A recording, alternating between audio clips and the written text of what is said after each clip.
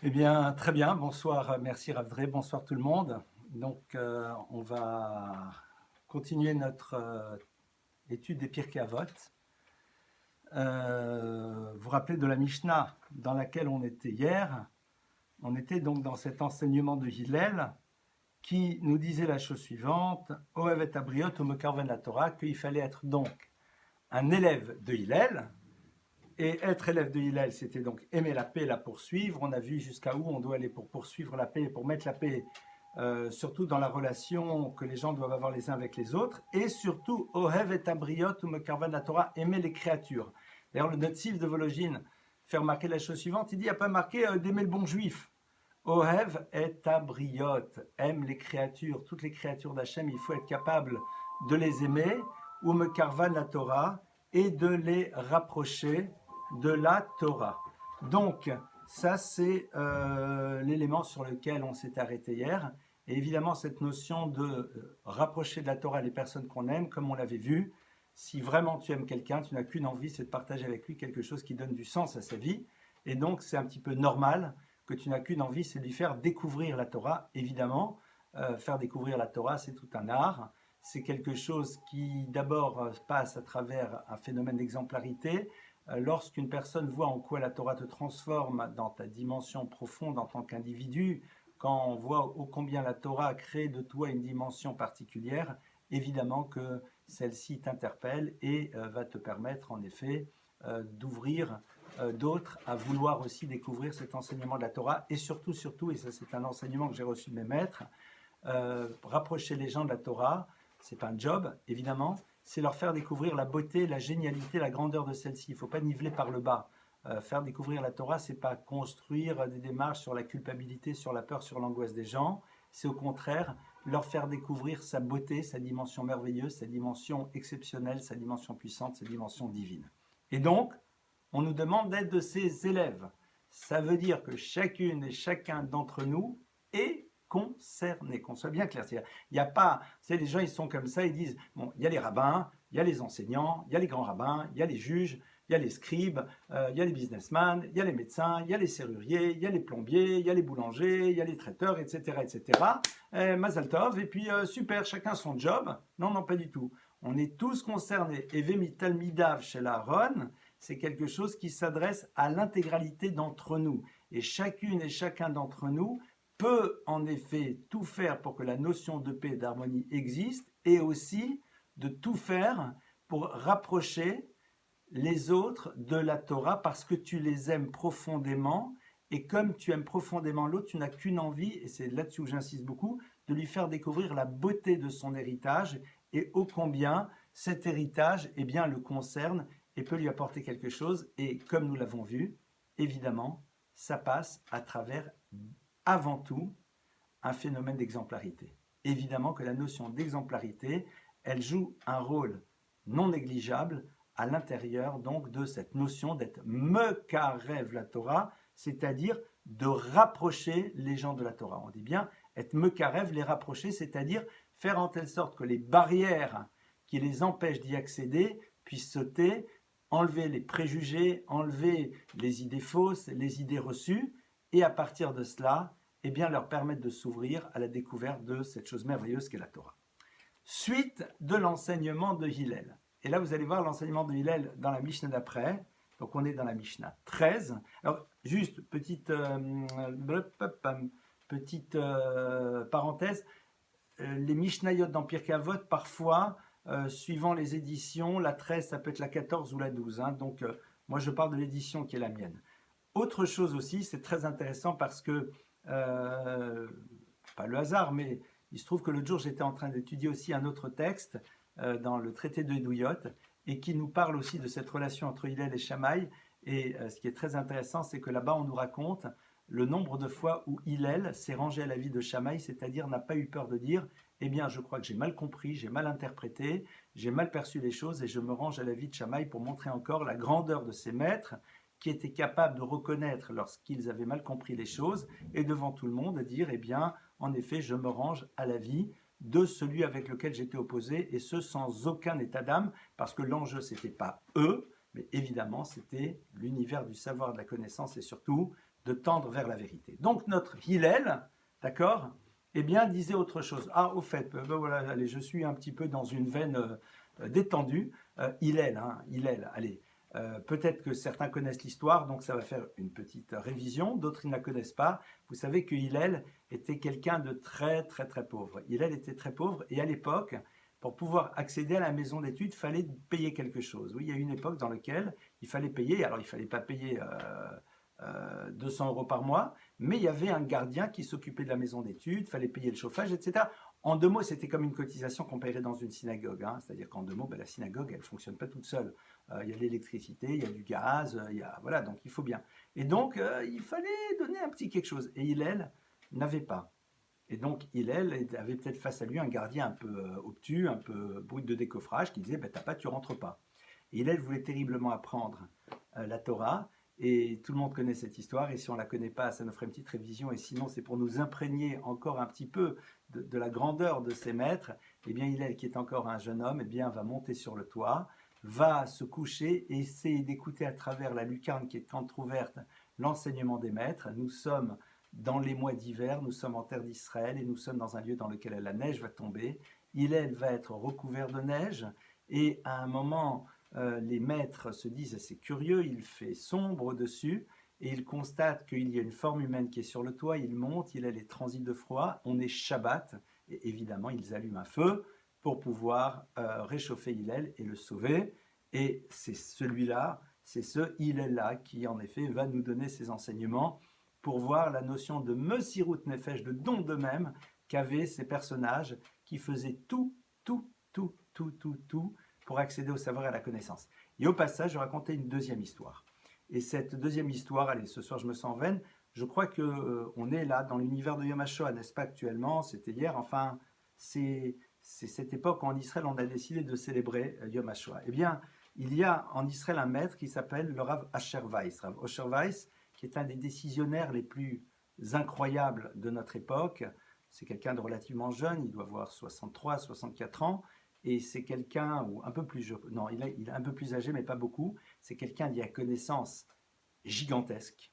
J'ai eu le privilège de pouvoir échanger avec lui un certain nombre de fois, ou de lui envoyer quelques questions.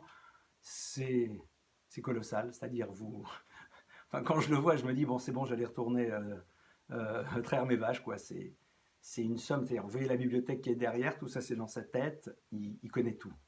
Et quelqu'un qui est d'une ouverture, d'une intelligence, d'une finesse, enfin c'est incroyable, et qui est capable de répondre à des problématiques très complexes. D'ailleurs actuellement, c'est vers lui que se tournent énormément de personnes pour toutes les questions compliquées auxquelles on peut être confronté. Et Rabbi Asher Weiss raconte l'histoire suivante. Son père était à Auschwitz. Son père était à Auschwitz, c'était un jeune homme à Auschwitz, et à Auschwitz il y a eu un maître, et cette histoire est vraie, hein, c'est une histoire vraie. Et à Auschwitz il y avait là-bas un rabbi qui s'appelait le rabbi de Tzanz. Vous avez sûrement entendu parler de Kiryat Tzanz à Natania et de l'hôpital Laniado. Eh bien, le rabbi de Tzanz, avant la guerre, était marié, avait 11 enfants, a perdu son épouse et ses 11 enfants, s'est retrouvé à Auschwitz. Après la guerre, a reconstruit tout, s'était promis de reconstruire et de construire aussi un hôpital. Et quand on lui a demandé pourquoi il avait décidé de reconstruire un hôpital après la guerre, il a dit quand vous vivez de telles atrocités, eh bien vous vous donnez les moyens de pouvoir continuer à aimer tout le monde, et dans un hôpital on s'occupe de tout le monde quel qu'il soit, pour justement ne pas tomber dans la dureté, dans la violence, de par ce qu'on a pu voir. D'ailleurs, il y a une histoire extraordinaire à son sujet. Un jour, il était dans un camp, un Allemand est venu, lui a mis une paire de gifles et lui a dit « Nous alors, Herr Rabbiner, il est où le peuple élu ?»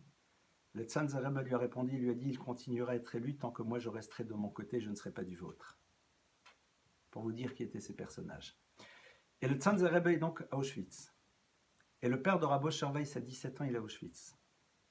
Et il entend que le rabbi de Tzanz est aussi à Auschwitz. Il s'est débrouillé pour aller dans sa baraque et s'y retrouver. Et vous savez ce qui se passe? Le rabbi de Tzanz voit ce jeune homme, et ce jeune homme va vers lui et dit « Rabbi, étudions le Talmud ensemble. » Le rabbi de Tzanz lui a dit « Bocher, jeune homme, tu sais où on est? Tu sais où on est ?» Il a dit justement, c'est parce qu'on est là qu'il faut qu'on étudie, sinon on est perdu. Et ils ont étudié ensemble. L'histoire ne s'arrête pas là. Les deux ont survécu. Le Rabbi de Tzanz, après la libération d'Auschwitz, est resté. Il a demandé à ce que des gens l'aident pour enterrer les morts qui malheureusement étaient encore là. Les autres prisonniers ne se sentaient pas. Le père de Rabbi Osher Weiss lui a dit « Je suis présent ». Et pendant des semaines et des semaines, il l'a aidé à enterrer. Et il l'a aidé, il était là. Et un beau jour, il a dit au rabbi, je repars, je veux repartir maintenant et je vais aller étudier à la yeshiva. Et le rabbi lui a dit, pourquoi? Parce que tu penses que tu as fait Messirut Nefesh. Tu as donné de ton temps pour tes frères juifs. Il lui dit, Messirut Nefesh, c'est être capable de renoncer à cette yeshiva où tu as tellement envie d'aller pour continuer à m'aider. Il a continué à l'aider. Et lorsqu'il a terminé, au bout d'un certain nombre de mois, alors le rabbi de Tzanz s'est séparé de lui, enfin ils se sont séparés, le père de Rabbi Osher Weiss est parti à la yeshiva, et le rabbi de Tzanz lui a dit « Qu'est-ce que tu veux ?» Et il lui a dit « Je veux que vous me bénissiez ». Le rabbi de Tzanz lui a dit « Quel bracha tu veux ?» Et il lui a dit « Je veux que vous me bénissiez d'avoir des enfants qui illuminent le monde, de par leur Torah. » Cette histoire est vraie, elle est bouleversante. Et ce maître, cet homme, a eu 2 fils, entre autres, en tout cas j'en connais 2. Un, c'est Rav Osher Weiss, qui est un des gadol chez Bigdolim, un des plus grands maîtres de notre génération. Et son frère, qui est aussi aujourd'hui Rav à Montréal, qui est aussi un Gaon. Ça, ce sont des histoires vraies. Et donc, cette notion de Messirut Nefesh, cette notion de don de soi, pour l'étude et pour le peuple juif. Après, on voit des gens qui sortent et on peut comprendre un petit peu pourquoi. Ça, c'est l'histoire de Hillel. Hillel qui monte sur le toit. La neige le recouvre. Il est tellement concentré qu'il ne s'en rend pas compte. Et notre Hillel, donc, qui nous a donné ce premier enseignement et qui nous dit « Soyons comme les élèves soyons les élèves de Aaron », va nous dire autre chose. Voici l'autre enseignement de ce Mishnah Yud Gimel. Waya Omer, il disait, c'est de l'araméen, les mots qu'on va lire. Negat sheme, avat sheme. Ou de l'homme osif yosif. Ou de l'eau yalef que tala chayav, le dishtamesh betaga chalaf. Alors, il donne cet enseignement en araméen qui était la langue la plus parlée à son époque pour être sûr que tout le monde va bien l'entendre, entre autres. Il dit Negat Shemei, celui qui cherche à faire exister son nom, Avat Shemei, eh bien, il perdra son nom. De quoi parle-t-il? Il parle de ces personnes qui cherchent à se faire exister, qui cherchent à utiliser leur savoir, leur connaissance, que ce soit en Torah ou dans d'autres domaines, pour que ce soit le piédestal sur lequel ils vont pouvoir monter et être vus des autres. Il parle de ceux qui recherchent le kavod, qui recherchent les honneurs, qui ont besoin d'être honorés, qui ont besoin d'être applaudis, qui ont besoin d'être aux premières places. Et il leur dit, sachez, Negat Shemei Avat Shemei. Celui qui poursuit et qui recherche la renommée, Avat Shemei perdra son nom. Sa renommée disparaîtra. Pourquoi? Parce qu'au bout d'un moment, cette personne, eh bien, sera prêt à faire tout et n'importe quoi, pourvu que l'on puisse parler de lui. Il trahira son identité pour se donner l'illusion d'exister. Il y a une Mishnah, que l'on étudiera aussi, qui nous dit que Akina vatava va kavod motim et adamina olam, que la jalousie, les désirs et la recherche des honneurs font partir et disparaître l'individu de ce monde. Rav Wolbe explique, et je vais pas expliquer les 2 premières parties, mais juste la 3e qui nous concerne. Ravolbe explique et dit pourquoi le kavod.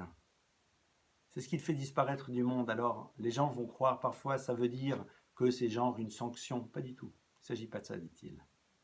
Il dit, ce qui te sort de ton propre univers, c'est-à-dire ce qui fait que tu n'existeras jamais, c'est entre autres la recherche du kavod. Parce que tu n'existeras qu'à travers le regard des autres. Tu seras dépendant de lui. Tu seras dépendant du public, de ses applaudissements, de ce que l'on dira de toi dans les journaux, etc., etc. Et donc même, si tu avais auparavant une certaine valeur, eh bien malheureusement cette recherche insensée de te faire exister, recherche du kavod, te fera perdre ton nom. Et il faut savoir que le Mesilat Yesharim explique la chose suivante et dit, il y a marqué que tout celui qui est plus grand que l'autre, son yetzer, ses tendances au mal sont plus élevées. Ce qui est normal, il faut que les combats soient au même niveau. Il y a plusieurs lectures de ce texte. Mais une des lectures de ce texte, c'est que plus tu grandis, plus ton yetzer hara grandit avec toi. Mais ça veut dire quoi? Qu'il se met dans une dimension qui est la tienne. Traduction. Lorsqu'on a 18, 20, 22, 24, 26, allez, quand on est jeune, notre yetzer hara, notre tendance à aller vers le mal, a tendance à nous pousser à aller vers toutes les pulsions, les désirs, l'immédiateté, les carpe diem, toutes ces choses-là. L'argent, enfin voilà, tout ce qui tourne, de manière générale, pas pour tout le monde. Il dit, mais quand tu commences à grandir un petit peu, évidemment que ce yetzer hara, il est toujours là, mais bon, au bout d'un moment, on se calme, mon frère. D'accord? On remet les choses à leur place. Le yetzer hara, il s'attaque à quoi? Le Rav, le maître, qui peut avoir aussi un yetzer hara dans tous les domaines, mais allez, on va imaginer que, voilà, c'est quelqu'un, c'est bon, il a dépassé le rapport à la nourriture, le rapport aux pulsions, etc., etc. C'est bon, ça va, il est au-dessus de ça. Son yetzer hara, il devient quoi? Beaucoup plus spirituel. Et il attaque sur quoi? Sur la recherche des honneurs, sur la recherche du pouvoir, sur le fait que moi, personnellement, sur le fait que d'autres qui pensent différemment n'ont pas son droit à la parole, le fait qu'il n'est pas capable de reconnaître ses erreurs, etc. Et dit le Mesilat Yesharim, quelque chose de bouleversant. Il dit de la même manière que quand tu as été jeune, ton yetzer hara, quand tu as vu le McDonald's et que tu voulais manger le Big Mac ou je sais pas trop quoi, tu étais là, t'en pouvais plus, ah, je le veux. Et tu as dû te battre, et c'était violent. Eh bien, il est de la même intensité si tu n'es pas vigilant dans ton désir de kavod, de pouvoir, d'honneur, etc., etc. Il y a une différence énorme. Et c'est pour ça qu'Hillel insiste. C'est que moi, je suis au courant que le Big Mac, c'est interdit. Je sais, la Torah me l'interdit. La nourriture non cachère n'est pas bonne pour moi. Elle fait partie de mon corps. Il y a les nutriments matériels et les nutriments spirituels. Évidemment. Je sais que certaines choses ne sont pas bonnes. Je n'ai pas le droit de laisser exister mes pulsions, mes désirs dans tous les sens, n'importe comment. La Torah me l'interdit. La Torah me dit, c'est pas pour toi. Je sais l'interdit. Et comme je connais l'interdit, alors cette conscience que cette chose est interdite va m'aider à lutter.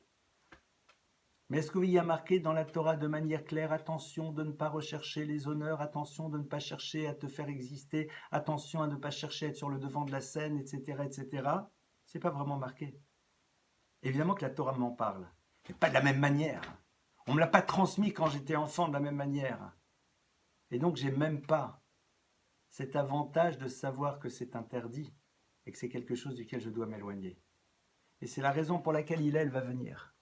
Et Hillel va dire Negat Shemé, Avat Shemé. Qu'on soit bien clair. Rappelle-toi de cette chose.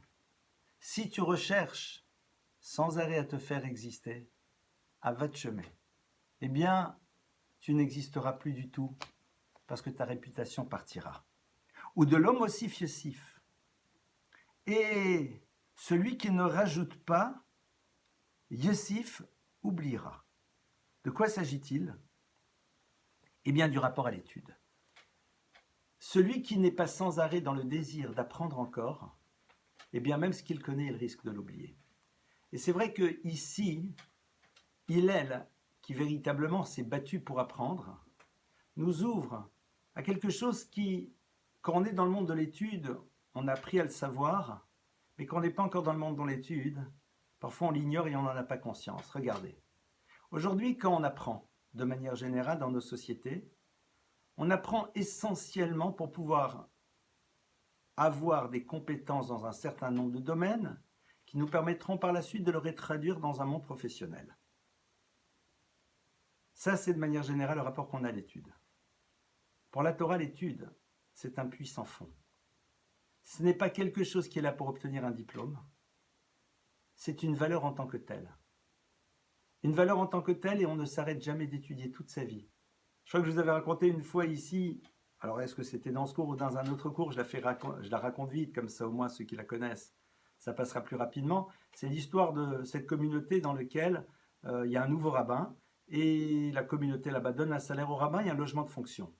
Et donc tout le logement de fonction, l'électricité, tout ça est pris en charge par la communauté. Et un jour, le président passe tard le soir devant la maison du rabbin, il constate qu'il y a des lumières dans le salon qui sont ouvertes. Il dit tiens c'est curieux, 1h du matin. Et puis alors il a bien sûr à un moment malheureusement l'idée suivante, il dit ouais enfin c'est peut-être parce que comme c'est nous qui payons, ils s'en fichent quoi. Il dit non peut-être que non mais bon. Et ce qui se passe c'est qu'il lui arrive souvent de passer tard le soir et c'est ouvert. Enfin c'est allumé quoi. La lumière est allumée. Alors il est un peu embêté, en même temps ça ne se fait pas d'aller voir le rabbin. Alors il dit bon je fais quoi? Puis un beau jour il croise le rabbin comme ça, il dit monsieur le rabbin comment ça va? Au fait dites-moi est-ce que tout va bien chez vous? Le rabbin il dit oui grâce à Dieu tout va bien. Il dit ah non pas... Non, voilà, non, je vous posais la question, comme je passe parfois tard le soir devant chez vous, je vois que la lumière est allumée, je me suis dit peut-être qu'il y a des soucis, peut-être qu'il y a quelqu'un qui... Non, le rabbin il dit non, pas du tout, non, je sais, vers quelle heure, oui, minuit, 1h, oui, généralement la lumière est allumée encore. Ben, vous savez, à ce moment-là, j'étudie. Ah, le président dit, ah bon, excusez-moi, j'ignorais. Et puis 2-3 ans après, le rabbin s'en va, part dans une autre affectation, et le président envoie une lettre à, on va dire, au syndicat des rabbins, enfin à ceux qui donnent les rabbins aux communautés. Il leur dit, voilà, nous avons besoin d'un nouveau rabbin, mais si ça ne vous dérange pas, est-ce que vous pourriez nous envoyer cette fois-ci un rabbin qui ait terminé ses études? Vous avez bien sûr compris le trait d'humour, même si je suis ashkénaze, mais bon, quand même, il ignorait qu'en effet, l'étude, eh bien, c'est quelque chose qui ne s'arrête jamais. Jamais. C'est quelque chose qui nous emplit toute notre existence et la puissance de la Torah, c'est qu'il y a sans arrêt d'autres choses à connaître et à découvrir. Et c'est ce qu'il a dit. Ou me de l'homme aussi fiosif. Celui qui ne veut pas rajouter à sa connaissance, eh bien au bout d'un moment risque de perdre son savoir. Pourquoi? Parce que tout simplement l'étude amène l'étude, la révision, il y a encore la révision. Et le Talmud nous dit d'ailleurs que celui qui étudie sans réviser ressemble à quelqu'un qui plante dans son champ mais qui oublie de récolter. Et donc ça c'est le deuxième enseignement de Hillel. Et il est particulièrement concerné sur la valeur et l'importance de l'étude et de ne jamais arrêter celle-ci. Qu'on soit bien clair, étudier la Torah, c'est parfois pour quelqu'un juste 10 minutes par jour. Mais regardez, actuellement on est en période de confinement, beaucoup de gens continuent à travailler, mais parfois on ne travaille plus de la même manière. Évidemment, quand il y a des petits-enfants à la maison, on doit les gérer, et puis quand il y a le conjoint, on doit prendre du temps avec son conjoint, etc. Mais néanmoins, on a parfois un peu plus de temps pour l'étude, profitons-en. Ou de l'eau, yalef que t'ala chayav. Et là, il a une phrase très très violente. Il va dire, et celui qui ne veut pas apprendre du tout, eh bien celui-là est coupable de mort. Alors ça ne veut pas dire bien sûr qu'il sera condamné à mort, mais il dit au fond, est-ce que sa vie a du sens? Est-ce que vraiment sa vie a une raison d'être? Et là, il y a quelque chose qu'on est en train de découvrir. De par l'utilisation de cette formule très puissante, très bouleversante, Hillel est en train de nous dire que l'étude est quelque chose qui est une obligation dans la vie. Et que quelqu'un qui se débarrasserait de cette obligation lui dit, mais alors dans ce cas-là, t'es là pourquoi? Juste pour manger, pour boire? Juste pour manger, pour boire? Et vous savez très bien que dans le peuple d'Israël, il y a ceux qui étudient beaucoup, ceux qui étudient moins. Ceux qui étudient les autres, ceux, pardonnez-moi, qui aident les autres à étudier. Quand vous aidez quelqu'un à étudier, c'est un mérite incroyable, mais ça ne vous empêche pas d'avoir vous aussi cette obligation d'étudier. Alors, je vais rassurer les gens. Il faut savoir que quand quelqu'un dit le schéma le matin et le schéma le soir, il accomplit cette mitzvah d'étudier, clairement, parce qu'il a lu des versets de la Torah, donc on considère qu'il a étudié le matin et le soir. Mais Hillel nous dit, qu'on soit bien clair, la vie n'a de sens que dans la mesure où l'étude de la Torah est présente. Et au passage, c'est cette étude de la Torah qui nous a toujours maintenus dans l'histoire. Le peuple d'Israël pendant des siècles n'a pas eu de patrie, n'a pas eu de langue commune, etc., etc. Le point, et ce qui a toujours été la force du peuple juif, c'est le rapport au livre, c'est le rapport à l'étude, c'est le rapport à la connaissance, c'est le rapport au savoir. Et ça, en effet, C'est ce que Hillel insiste. Il dit attention, s'il n'y a pas d'études, la vie n'a pas de sens. Parce que tout simplement, la vie, c'est pas juste donner et nourrir notre dimension animale, qu'on soit bien clair. Et il continue et il nous dit et celui qui utilise la couronne de la Torah pour ses intérêts, eh bien, Khalaf, celui-là aussi, au bout d'un moment, risque de disparaître de l'univers. Alors, bien sûr, il ne s'agit pas du tout de dire il va avoir une sanction, etc. C'est de nouveau des termes qui sont là pour nous révéler l'importance. Alors, de quoi il s'agit? Il dit il s'agirait de quelqu'un qui voudrait instrumentaliser la Torah à son profit. Et en effet, il a pu exister dans l'histoire des individus qui, en effet, ont utilisé leurs connaissances pour prendre le pouvoir, pour pouvoir à un moment dominer les autres, pour pouvoir gagner de l'argent, que sais-je. Ou des ishtamesh betaga. La Torah, c'est une couronne. Et cette couronne, au passage, comme dit le Rambam, eh bien, tout le monde y a accès. On dit elle est posée dans un coin, kol misherot selitol yavoveitol. N'importe qui veut peut venir et la prendre pour lui. L'ishtamesh betaga, c'est sûr, il ne s'agit pas du rave qui va devoir gagner sa vie, à qui on donnera de l'argent lorsqu'il enseigne, même si on arrive à se débrouiller et à gagner sa vie en dehors de l'enseignement, c'est ce qu'il y a de mieux. Mais il s'agit de celui qui instrumentalise la Torah à son bénéfice. Et à partir de ce moment-là, on lui dit, mais t'as rien compris, parce que tout simplement, la Torah, c'est pas là pour te donner un poste qui va te permettre par la suite de dominer les autres et d'obtenir ce que tu veux. La Torah, c'est quelque chose qui te nourrit et que tu dois surtout partager avec les autres. Alors celui qui utilise la Torah pour pouvoir se faire exister, souvent ne la partagera pas, parce qu'on n'a pas envie de donner aux autres la possibilité d'accéder à quelque chose qui pour nous est l'illusion du pouvoir. D'ailleurs, on l'a vu souvent dans les sociétés. Dans les sociétés, eh bien, ce qui donnait l'illusion du pouvoir, c'était la connaissance. C'est la raison pour laquelle dans la Torah, dans la tradition juive, eh bien, très très tôt, on donne la possibilité à l'individu d'accéder à la connaissance, pour ne pas que cette connaissance donne l'illusion d'un pseudo-pouvoir. Alors, évidemment, cet enseignement de Hillel nous concerne tous, chacun à notre niveau. Il y a à la fois dans l'importance de l'étude, d'accord, dans l'importance de l'étude, dans le fait de ne pas chercher à se faire exister et de ne pas vouloir sans arrêt exister à travers la représentation de nous-mêmes, et la nécessité de réviser, de connaître, de savoir, de revenir, ou de ishtamesh bedaga, et de ne pas voir dans la connaissance quelque chose qui nous permettrait de nous sentir supérieurs à d'autres individus. Ça, c'est quelque chose qui est fondamental. Je me rappelle de certains maîtres qui, la Torah nous demande de nous lever devant un maître. Évidemment, quand un maître rentre, on se lève devant lui. Pourquoi? Parce que c'est un Sefer Torah vivant. Moi, je me rappelle de certains maîtres qui, lorsqu'ils rentraient, ils se débrouillaient pour passer à toute vitesse. Pourquoi? Parce qu'ils avaient très très peur justement de quoi? De s'habituer à ces moments sympathiques dans lesquels vous rentrez, tout le monde se lève, salut tout le monde, je suis là. Et donc, ils faisaient extrêmement attention à cela. Zichrono Livracha, je me rappelle de Rav Robibo à Paris, qui était au fond de la synagogue, qui faisait en telle sorte. Pourquoi?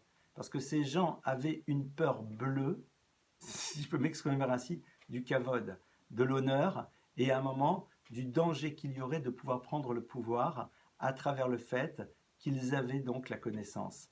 Et cette peur de rentrer là-dedans les amenait à être extrêmement vigilants. C'est d'ailleurs pas pour rien qu'on voit que la qualité par excellence de celui qui transmet la Torah, Moshe Rabbeinu, c'est la modestie, et que quand on regarde les vrais maîtres du peuple d'Israël, et c'est extraordinaire qu'on a la chance de les découvrir, évidemment on va voir qu'ils fuient le kavod, ils fuient les positions, ils assument leurs responsabilités, mais quelque part, ils sont véritablement dans une recherche du vrai, et ce n'est pas du tout et la représentation d'eux-mêmes et tout ce qui tourne autour de cela qui les intéresse, loin s'en faut. Donc voilà cet enseignement de Hillel. À partir de demain, Bezrat Hashem, alors demain, on va encore continuer sur un troisième enseignement de Hillel qui est passionnant aussi et qui est aussi écrit de manière assez énigmatique. Ça va être très intéressant de le décrypter avant de passer aux enseignements que nous a donnés Shammai. En tout cas, Bezrat Hashem, on se retrouve demain à 12h30 pour le shiur de travail sur soi. Demain, Bezrat Hashem, à 20h pour le cours de Pirkei Avot. Et demain soir, je donnerai un cours supplémentaire. Toutes les personnes qui reçoivent les informations auront ces informations à 21h. De 21h à 21h45, 22h, plus ou moins 3 quarts d'heure à 1h, qui sera sur la gravité et l'importance de la vigilance par rapport à la médisance. En attendant, je vous souhaite Laïla Tov, je nous souhaite Laïla Tov, une très bonne santé, plein de bonnes choses, de très bonnes nouvelles. Merci pour votre présence, merci pour votre écoute et Bezrat Hashem à demain.